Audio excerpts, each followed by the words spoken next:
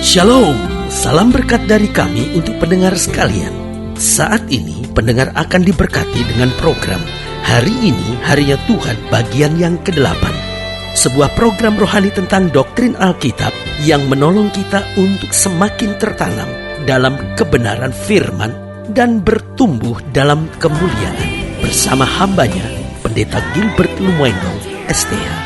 Banyak orang merasa doktrin Alkitab sebagai sesuatu yang membingungkan. Tetapi tahukah saudara bahwa doktrin Alkitab intinya adalah memahami Alkitab dengan benar, dengan pemahaman yang sistematis, sehingga kita terus dapat tertanam di dalam kebenaran firman, sehingga kita terus bertumbuh di dalam kemuliaan Allah. Buka hati saudara sekalian untuk menerima berkat-berkat firman-Nya hari ini. Kekristenan bukanlah sekedar agama, karena kekristenan adalah sebuah keyakinan bahwa kita memiliki kepastian tentang sorga. Kalau kita bicara tentang agama, maka agama adalah upaya manusia untuk dapat melakukan yang baik, untuk dapat menjalankan amal dan ibadahnya dengan harapan untuk dapat meraih sorga. Nah, kekristenan bisa saja disebut agama, karena memang kekristenan adalah bagian dari upaya untuk menuju surga. Tetapi jangan salah bahwa kekristenan juga bukan sekedar agama. Kenapa? Karena Yesus berkata, "Akulah jalan, kebenaran, dan hidup. Tidak ada seorang pun sampai kepada Bapa jika tidak melalui aku."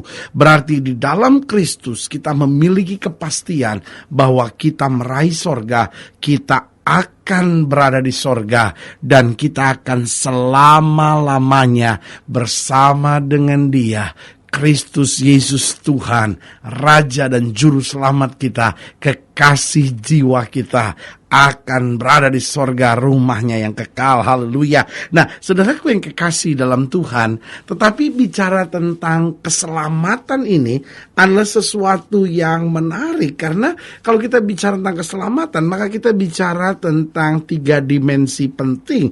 Yang pertama, bahwa keselamatan itu sudah terjadi di dalam kehidupan kita. Kapan keselamatan terjadi? Ketika seorang menerima Yesus sebagai Tuhan dan Juru Selamat. Berarti kekristenan percaya bahwa keselamatan sudah terjadi bukan ketika seorang itu lahir dari rahim ibu yang beragama Kristen.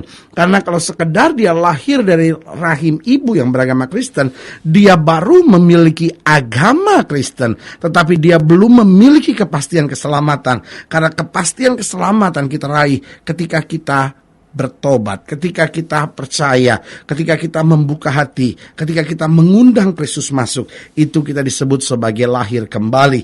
Jadi keselamatan yang pertama sudah terjadi, tapi yang kedua, keselamatan juga dimensi keduanya adalah sedang terjadi. Artinya, meskipun saya sudah menerima Yesus sebagai Tuhan dan Juru Selamat, kita tetap harus mengerjakan keselamatan kita, kata Alkitab, sementara sedang terjadi.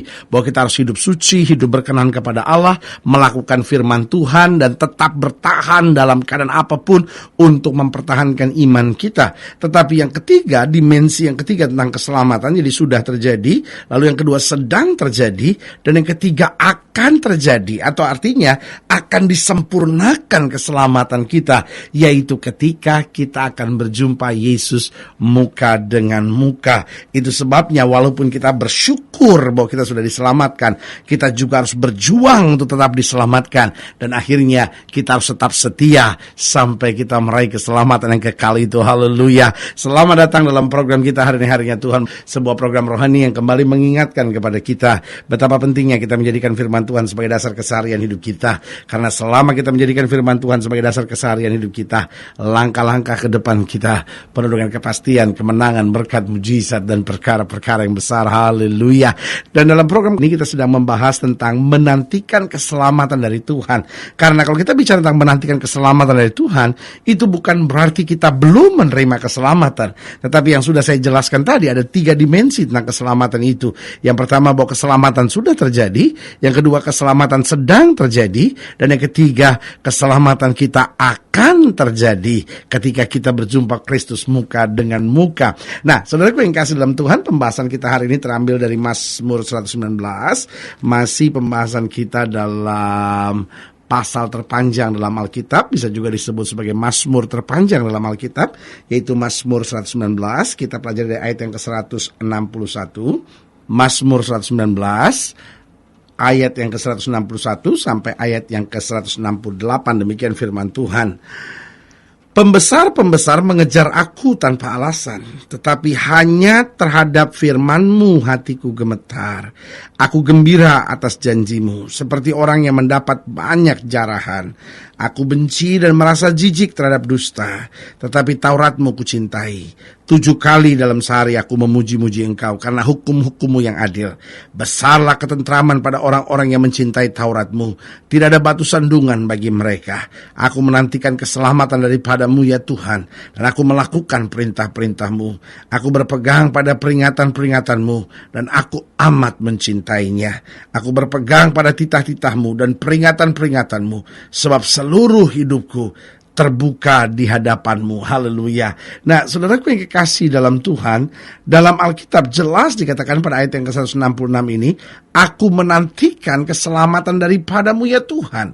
Dan karena aku menantikan keselamatan, bagian selanjutnya di ayat ke-166 berkata, aku melakukan perintah-perintah-Mu. Nah, saudaraku yang kekasih dalam Tuhan, penting untuk kita menyadari bahwa dalam hidup ini, meskipun kita sudah diselamatkan, kita tetap sedang mengerjakan keselamatan kita dan akan terus disempurnakan dalam keselamatan kita. Berarti hidup kita, meskipun kita sudah diselamatkan di dalam Kristus, kita tetap dalam posisi menantikan keselamatan yang dari Tuhan itu. Nah, pertanyaannya, bagaimana sikap kita dalam menantikan keselamatan dari Tuhan? Nah, yang pertama saya pelajari bahwa kita terus mempelajari firman. Ini yang sangat penting. Ada banyak orang pikir, oh ya saya sudah pasti selamat, saya sudah pasti masuk surga. Sehingga dia tidak lagi menantikan keselamatan dari Tuhan. Dia pikir itu sesuatu yang past, sesuatu yang sudah lewat.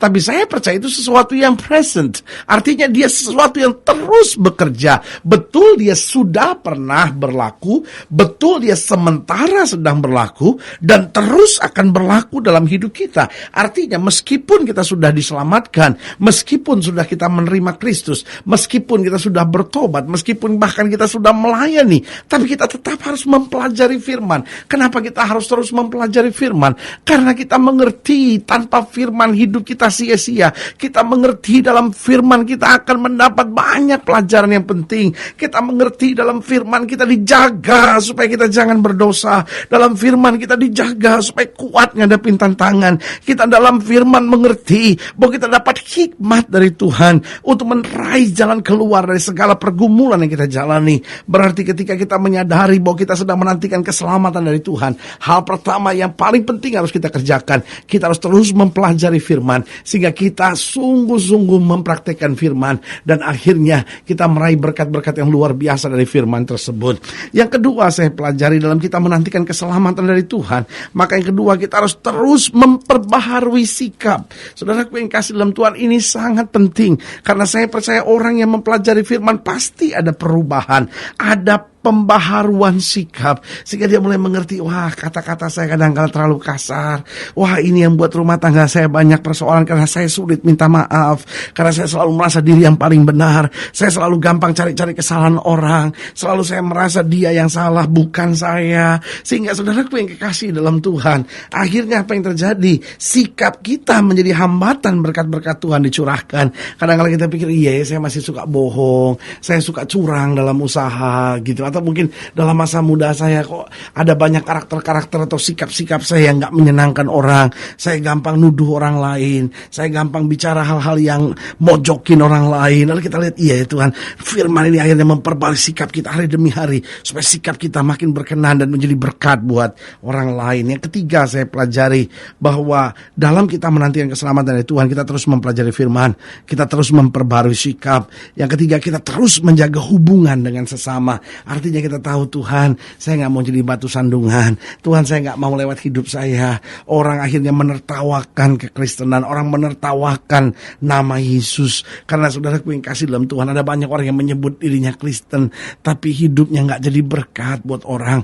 Akhirnya justru jadi bahan tertawaan, kok katanya Kristen, kok katanya anak Allah, kok katanya udah punya kepastian sorga, tapi kok kehidupannya seperti itu. Akhirnya justru nama Kristus dipermalukan, saudara. Mari kita jaga hubungan hubungan kita dengan sesama, dengan apa?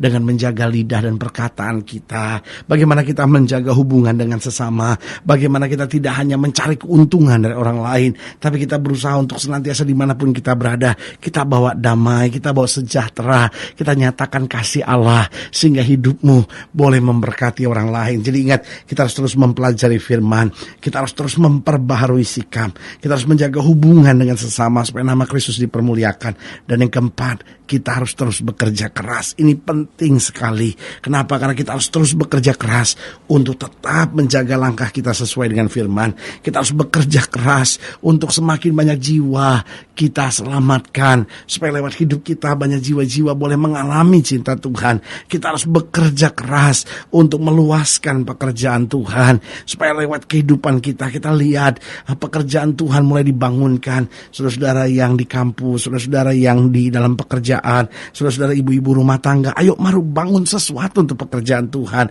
Mari ajak orang lain beribadah, mari ajak orang lain untuk membangun sesuatu buat Tuhan, sehingga kita dapat melihat bahwa tanggung jawab masing-masing kita jelas, bahwa Tuhan menempatkan kita di muka bumi bukan sekedar asal hidup, tapi supaya lewat hidup kita orang lain dapat dihidupkan juga. Saudaraku yang kekasih dalam Tuhan, masing-masing kita sudah diselamatkan, masing-masing kita sementara sedang diselamatkan, dan kita semua pada saatnya keselamatan kita akan disempurnakan ketika kita berjumpa Kristus muka dengan muka. Haleluya.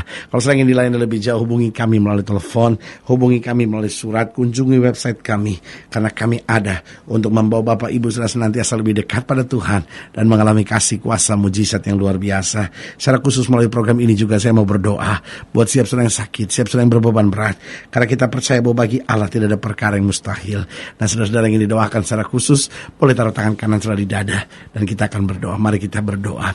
Bapa, dalam nama Yesus, hamba doa buat setiap pendengar sekalian, khususnya mereka yang taruh tangan kanan di dada, karena mungkin hari-hari ini kami sedang goyah, kami sedang menghadapi banyak pergumulan, tapi ingatkan kami bahwa kami sedang menantikan keselamatan dari Tuhan, sehingga kami terus mempelajari firman, memperbarui sikap, menjaga hubungan dengan sesama, dan terus bekerja keras bagi kemuliaan nama Tuhan.